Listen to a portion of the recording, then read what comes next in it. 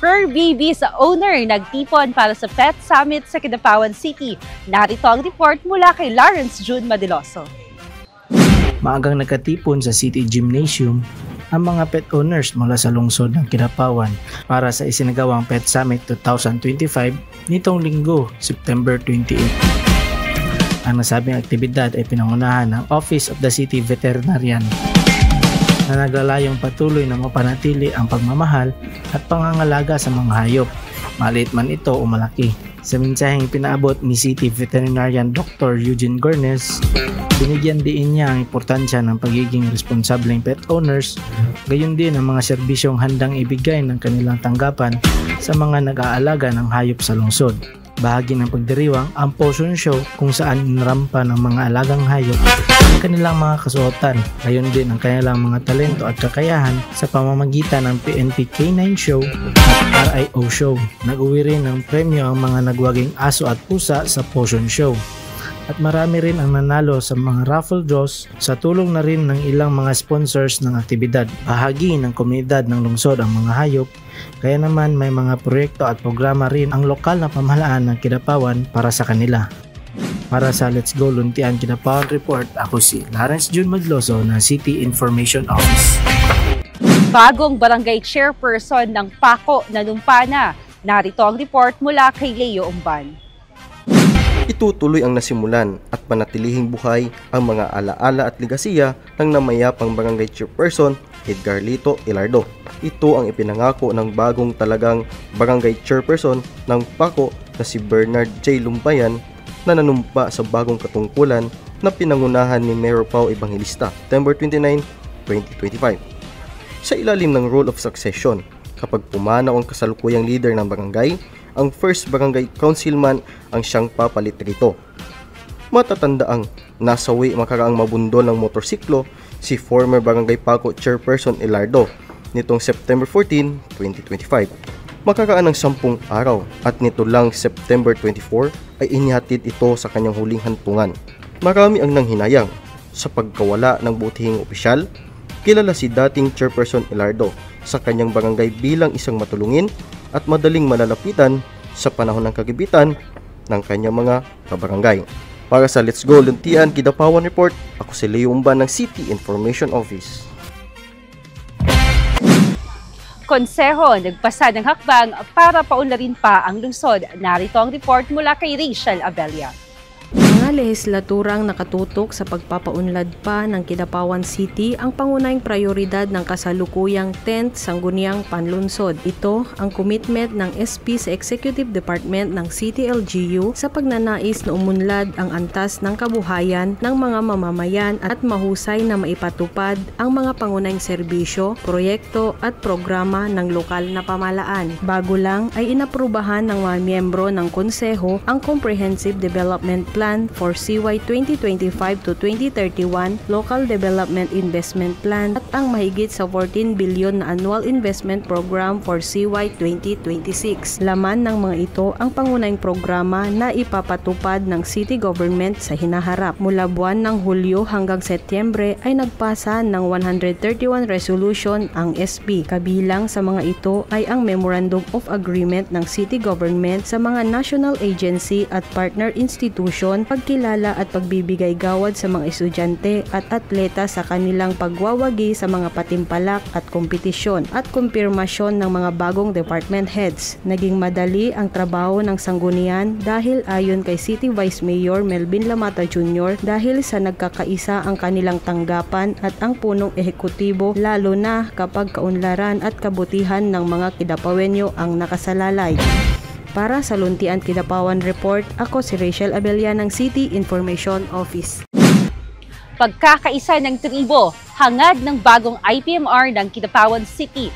Narito ang report mula kay Metosela Ocalenia. Ang among kadaugan sa tribo. Ang aking panalo ay panalo ng tribo. Ito ang naging pambungan na mensahe ni Dato Damaso Bayawan, ang bagong talagang Indigenous Peoples Mandatory Representative o IPMR ng Kidapawan City. Ito ang kanyang nasambit sa unang pagkakataon na humarap ito sa mga opisyalis ng lungsod ng Kidapawan.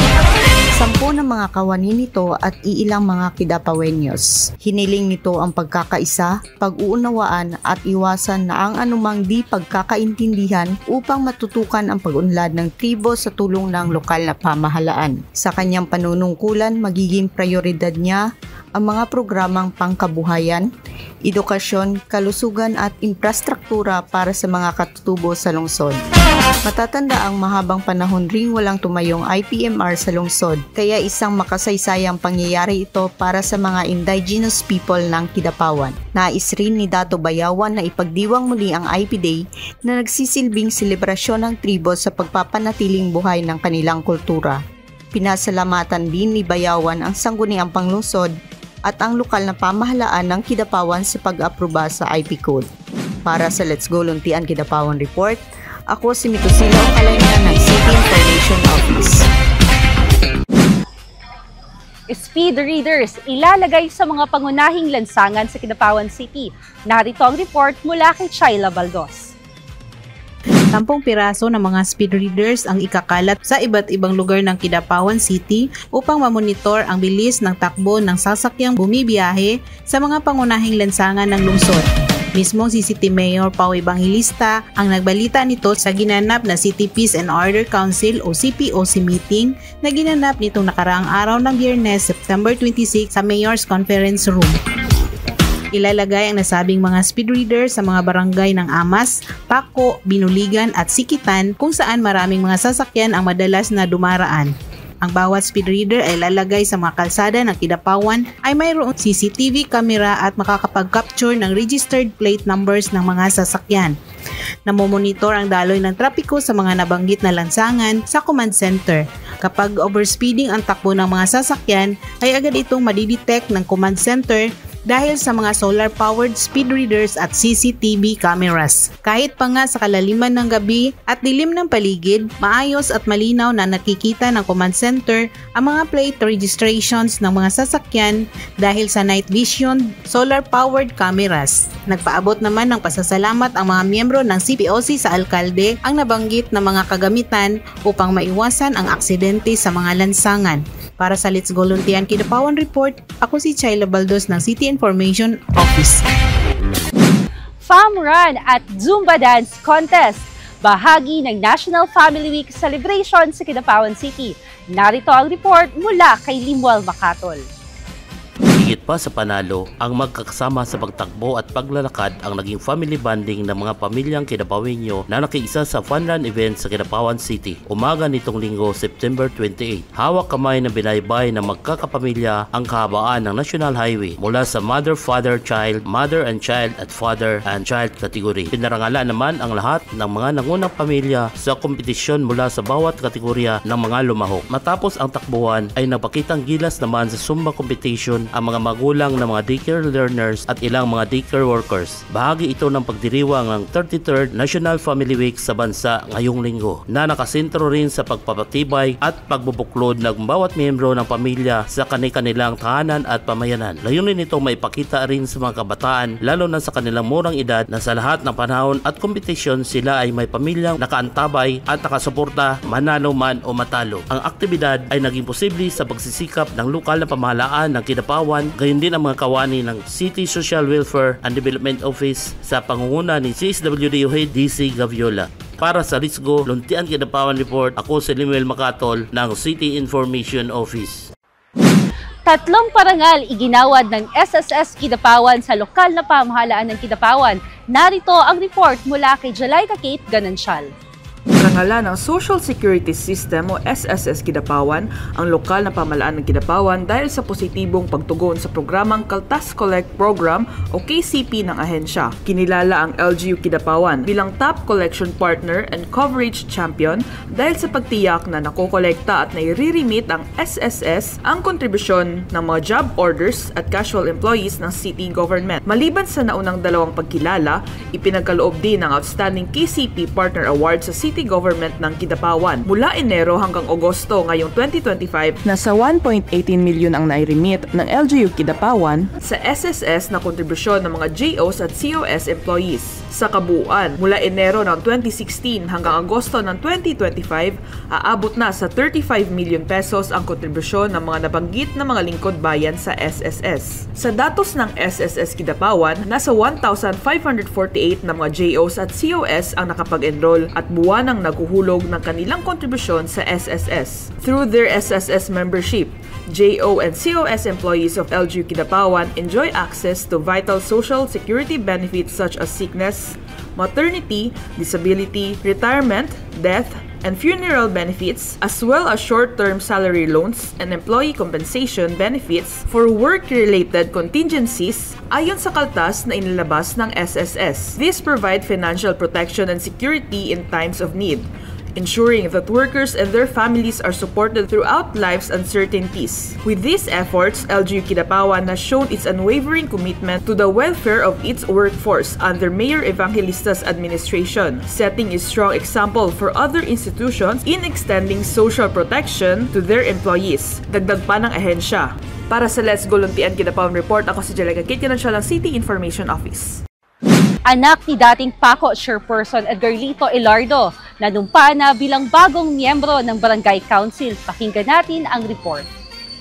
Pagpapatuloy sa mga gawain at ligasiya ng namayapang ama ni Barangay PACO Chairperson Edgarlito Ilardo. Ito ang pangako ni Michael Ilardo, anak ng namayapang opisyal na nanumpa bilang pangwalong Barangay Council member ng Barangay PACO sa harap ni City Mayor Pao Evangelista. Umaga nitong Martes, September 30, 2025. Bagaman at nailibing na ang dating kapitan ang mga magagandang alaala at nagawa nito sa kanilang barangay ay nananatili sa puso at isipan ng kanyang mga kabarangay. Nauna nang sinabi ni Michael Ilardo sa harap ng burol ng ama na wala naman silang kayamanan sa loob ng 18 taong panunungkulan ng ama bilang leader, mayaman naman daw sila sa pagmamahal ng kanilang mga nasasakupan. Maluhaluangan na sambit ng batang Ilardo na mas pinaburan pa ng kanilang amang opisyal ang mga taong humihingi ng tulong at nangangailangan ng agarang atensyon pangkalusugan, kahit pa sa pinansyal na aspeto. Pero kailanman anya hindi sila nagrereklamo at nagsiselos dahil batid nilang magkakapatid na nasa puso ng kanilang ama ang serbisyo publiko. Hindi man daw nila mapantayan ang ginawa ng ama, kahit man lang daw sa kanyang pagsiserbisyo sa kanyang mga kabarangay ay maaalala ang naging kontribusyon ng ama noong ito ay nabubuhay at nag-alay ng taos-pusong serbisyo sa barangay na walang pag-iimbot at alinlangan. Dagdag pa ni Barangay Councilman Ilardo. Para sa Let's Go Luntian Kidapawan Report, ako si Sheila Panerio ng City Information Office.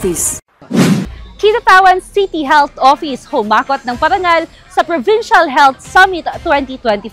Pakinggan natin ang report. Isang dosenang parangal para sa libo-libong mga Kidapawenyo na nabigyan ng serbisyong pangkalusugan ng Kidapawan City Health Office. Ang bilang ng parangal ay representasyon ng patuloy na pagsisikap, pagtatrabaho at dedikasyon ng bawat kawani ng CHO upang mailapit sa bawat mamamayan ng lungsod ang mga programang inilaan ng lokal na pamahalaan sa kanila. Sa isinagawang Provincial Health Summit 2025 na idinaos nitong September 30, 2025 ay pinarangalan ang Kidapawan City Health Office ng mga sumusunod: Top Performing LGU with more than 1% of target population coverage, Top Core Performance Achievement Award, Vision Health Champion Award, Appreciation Award, Best LGU Performing Awards on Rabies, Health Emergency Preparedness Resilience Award, Purple Seal of Excellence in Family Planning, Excellence in Tuberculosis Detection and Treatment Award, Ligtas na Patubig Excellence Award, Oral Health Program Innovation Award, Lusog Isip Award, Primary Care Facilities. Nagpaabot naman ng mensahe si City Health Officer Dr. Jocelyn Incienzo sa lahat ng mga kawani at bumubuo ng kanilang ahensya na may malaking ambag sa kanilang tagumpay. Congratulations natong tanan. Ang awards na gi-receive namo is a manifestation of our team efforts, commitment to deliver the best services of our clients and constituents, not to mention our profound love and dedication to the people we serve. Thank you everyone. Prioridad ng lokal na pamahalaan ng Kidapawan ang kalusugan ng mga mamamayan nito. Kaya naman patuloy ang kanilang pagsisikap para maging malusog at maayos ang pangangatawan ng lahat. Congratulations, Kidapawan City Health Office. Para sa Let's Go Luntian Kidapawan Report, ako si Rizal Beliote ng City Information Office. At yan ang tumpok na balita sa linggong ito. Kasama si Lawrence June Madeloso sa kamera. Ako si Rizal Beliote mula sa City Information Office.